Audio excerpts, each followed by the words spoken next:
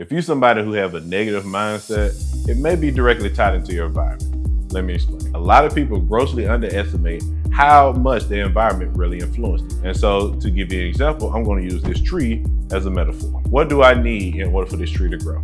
I need to plant it in good soil. I need to water it. I need sunlight, carbon dioxide, good temperature, all these things in order for this tree to grow. Now, I can take this same healthy tree, put it in a bad environment, and what will happen? It will eventually stop growing and it will eventually die. Very straightforward, very simple. Now, when I say your environment, I'm not just talking about the people around you.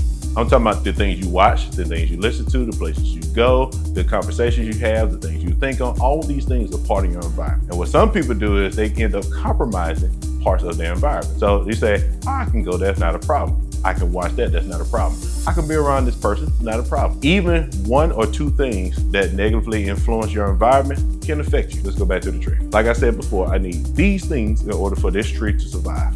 What happens if I take one thing away? What happens if I take this one thing away? No matter what, if I take one of these things away, this tree will eventually stop growing and it will eventually die. Having a good environment around you is very important for your growth and for your mindset for you to move forward. If I took this tree and cut it down in half, because it's rooted in a good environment, it'll eventually grow back. So if you're somebody who have a negative outlook on life or negative mindset, it may be directly tied to your environment.